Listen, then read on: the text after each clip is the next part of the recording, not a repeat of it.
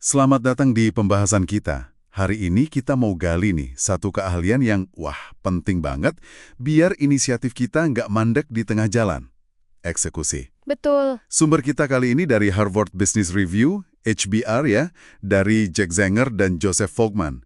Mereka punya 4 cara kunci biar eksekusi kita makin efektif. Iya, tepat sekali. Jadi kemampuan eksekusi ini, ya gampangnya sih mewujudkan tujuan gitu ya. Itu dicari banget sama pimpinan. Oh ya. Iya, riset Zenger dan Folkman itu nunjukin kalau ini salah satu faktor penting buat kemajuan karir.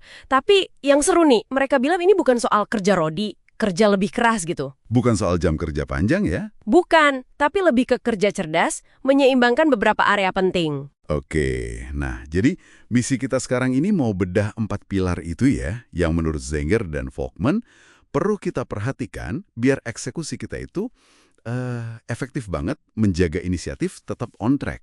Kita lihat yuk. Nah, yang paling dasar dari temuan mereka tuh gini, kunci sukses eksekusi itu bukan karena kita jago banget di satu area aja. Oh, bukan gitu. Bukan, tapi seberapa oke kita menyeimbangkan 4 dimensi ini. Kalau terlalu fokus ke 1 atau 2, misalnya strategi melulu, tapi orang yang nggak diurusin, nah itu malah bikin eksekusi jadi kurang optimal, timpang gitu. Oke. Jadi harus imbang ya. Dimensi pertama apa nih? Mereka sebut keterlibatan atau engage. Ya, engage. Ini soal gimana kita ajak orang lain, bikin ada energi bareng, fokus bareng. Kedengarannya sih penting ya, tapi kenapa ini jadi pilar pertama gitu? Ya karena gini, tanpa tim yang solid, yang merasa terlibat, inisiatif sebagus apapun rencananya, bisa berhenti di tengah jalan. Mandek ya? Iya. Energi bareng ini loh yang dorong rodanya muter terus. Kalau orang nggak merasa klik, nggak merasa terhubung sama tujuan atau prosesnya, ya mereka cenderung pasif aja. Ini jadi fondasi biar semua mau gerak bareng. Masuk akal. Nah, kalau orang udah terlibat nih, terus apa pilar selanjutnya? Yang kedua, strategi. Nah ini bukan cuma punya ide bagus ya, tapi punya arah yang jelas, punya peta jalannya. Peta jalan, oke? Kita perlu tahu persis tujuannya kemana, gambaran besarnya gimana biar sampai sana. Tanpa ini, ya keterlibatan tadi bisa jadi cuma semangat doang tapi lari kemana-mana. Nggak jelas arahnya. Jadi strategi ini semacam kompasnya gitu ya? Betul. Terus biasanya apa yang kejadian kalau katakanlah strateginya lemah, tapi timnya udah semangat banget nih, udah engage? Nah, itu dia. Semangat tinggi tanpa arah yang jelas. Ya ujung-ujungnya banyak kerjaan tapi hasilnya nggak nyambung ke tujuan utama. Sibuk tapi nggak produktif ya? Iya, orang sibuk tapi nggak menuju ke titik yang sama. Malah bisa jadi frustrasi kan? Udah capek kerja keras kok rasanya nggak maju-maju ke arah yang bener. Oke. Jadi perlu engage dan arah yang jelas. Pilar ketiga, ini nih, mekanisme eksekusi atau execution mechanics. Agak teknis ya kedengarannya, maksudnya gimana tuh? Ya, execution mechanics. Ini sebenarnya mesinnya yang jalanin strategi tadi. Gimana kita nerjemahin rencana gede jadi langkah-langkah nyata di lapangan. Oh, prakteknya gitu ya? Betul. Hal-hal praktis kayak siapa ngerjain apa, kapan deadline-nya, gimana kita pantau progresnya, mungkin lewat rapat rutin gitu ya, cek progres. Dan yang paling penting, ada akuntabilitasnya. Akuntabilitas. Ya, siapa tanggung jawab apa? Tanpa mekanisme ini, ya strategi cuma bagus di kertas aja. Nggak jalan. Jadi ini detail pelaksanaan sama mastiin bener-bener ada tindak lanjut ya. Nah, menurut Zenger dan Folkman, di bagian mekanisme ini, biasanya orang paling sering kesandung di mana? Seringnya itu di bagian tindak lanjut sama akuntabilitas tadi.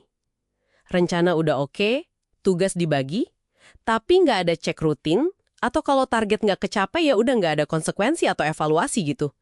Jadi dibiarin aja gitu ya? Nah, iya. Akibatnya ya momentumnya hilang, eksekusinya jadi lambat, atau malah berhenti sama sekali. Ini penting banget buat mastiin rencana itu beneran jadi kenyataan. Paham. Terus pilar keempat, pengembangan atau develop. Ini agak unik nih. Kok pengembangan orang nyambungnya ke eksekusi saat ini? Nah, ini dia pandangan jangka panjang yang sering banget kelewat. Eksekusi yang mau awet, yang berkelanjutan, itu kan butuh regenerasi. Regenerasi, maksudnya? Ya, kalau kita nggak ngembangin talenta di tim kita sekarang, nanti siapa yang mau lanjutin atau ningkatin level eksekusi di masa depan? Sukses hari ini itu bisa jadi rapuh kalau kita nggak siapin orang buat tantangan berikutnya. Ini soal bangun kapasitas tim biar eksekusi bisa jalan terus, bahkan lebih baik lagi. Wah, menarik. Jadi bukan cuma mikirin hasil sekarang ya, tapi juga mastiin mesin eksekusi ini tetap jalan, bahkan makin oke ke depannya. Semacam future proofing gitu ya. Tepat sekali. Dan ada lagi yang menarik. Zenger dan Volkmann nemuin ada satu hal yang jadi kayak fondasi buat keempat pilar ini. Apa tuh? Kepercayaan. Trust. Di tim yang saling percaya, konflik itu bukan jadi ajang saling serang personal. Tapi Jadi adu ide yang sehat, yang konstruktif buat mecahin masalah eksekusi. Nah, kemampuan pemimpin buat fasilitasi ini penting banget, terutama biar pilar keterlibatan dan mekanisme eksekusi tadi jalan mulus. Tanpa trust, susah banget mau kolaborasi dan bangun akuntabilitas. jadi, kalau kita simpulkan nih buat Anda yang lagi dengerin, coba deh pikirin sebentar inisiatif paling penting yang lagi Anda kerjain sekarang. Udah seimbang belum keempat pilar tadi? Keterlibatan, strategi, mekanisme, sama pengembangan. Atau jangan-jangan ada satu atau dua area yang terlalu dominan sementara yang lain agak ketinggalan.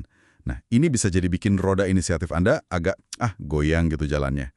Menurut Zenger dan Volkmann, nemuin keseimbangan ini kuncinya. Jadi buat rangkumannya ya, 4 pilar biar eksekusi makin efektif dan inisiatif jalan terus. Itu libatkan tim Anda, engage, tetapkan strategi yang jernih, strategi, kelola detail pelaksanaan dan akuntabilitas, execution mechanics, plus kembangkan talenta buat masa depan, develop.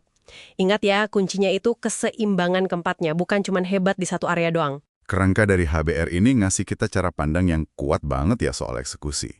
Ternyata nggak sesimpel kerjain aja, tapi ada seninya. Seni menyeimbangkan banyak hal penting biar tujuan tercapai efektif dan awet.